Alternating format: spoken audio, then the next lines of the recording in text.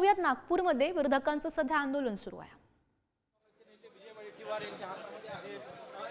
विरोधक जे आहे ते बनावट औषधांच्या मुद्द्यावर आक्रमक आहे आणि या ठिकाणी आपण सध्या ही दृश्य पाहतोय। आज विधिमंडळ हिवाळी अधिवेशनाचा शेवटचा दिवस आहे। आजच्या दिवशी ही विरोधक चांगलेच आक्रमक आपल्याला पाहायला मिळतात। बोगस औषधांचा सुळसुळाट, जनतेच्या पाकिटात खटखटात अशा आशयाचे फ्लेक्स हातात घेऊन विरोधक एकवटलेले आहेत। विधान भवनाच्या पायऱ्यांवर विरोधकांचं हे आंदोलन या ठिकाणी सुरू असल्याचं पाहायला मिळत आहे। अंबादास दानवे यांना आपण पाहू शकतो विधान भवनाच्या पायऱ्यांवरची ही दृश्य। विरोधक आजही आक्रमक झालेले आहेत। या राज्यामध्ये मागच्या वर्ष दीड वर्षापासून जे वेगवेगळे वैद्यकीय महाविद्यालय आहेत,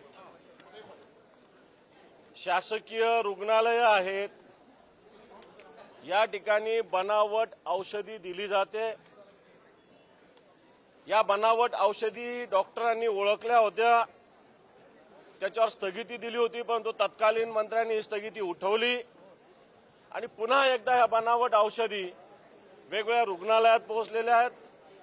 खरं तर तक्रार झाल्यानंतर 60 दिवसात या बनावट औषधीचा तपास झाला पाहिजे, परंतु दीड वर्ष या बनावट औषधीचा तपास झाला नाही आणि ही सगळी बनावट औषधी रुग्णांना दिली गेली, अशा प्रकारची राज्याची स्थिती आहे। आणि असं असतानाही कोणत्याही अधिकाऱ्यावर, कोणत्याही मंत्र्यावर सरकार कारवाई करत नाही। आज वेगवेगळ्या ठिकाणी जी बनावट औषधी कंपन्या सुद्धा बनावट आहेत, या कुठं वेबसाईटवर नाही, कुठं यांचं प्रोडक्शन नाही। उत्तराखंड असेल, झारखंड असेल, इथल्या या कंपन्यात जवळपास 5 कंपन्या यांनी सप्लाय केला आणि या महाराष्ट्रात औषधी आली। या 5 कंपन्या कोण हे बघण्याची ताकद सुद्धा आपल्या सरकारने घेतली नाही, तत्कालीन मंत्र्यांनी घेतली नाही, अधिकाऱ्यांनी घेतली नाही आणि जनतेच्या जीवाशी हे सरकार खेळतंय। जनतेचा जीव याच्यामुळे सुरक्षित नाही। अनेक मृत्यू बहुधा मागच्या काळामध्ये बनावट औषधीमुळे झाले असतील, परंतु हे कुठेही पुढे आलेलं नाही। आणि म्हणून या बनावट औषधाच्या सुळसुळाटाविषयी आज आम्ही महाविकास आघाडीनं आंदोलन केलं। बनावट औषधे आहेत, बनावट कंपन्या आहे आणि याला सपोर्ट सरकार करतंय।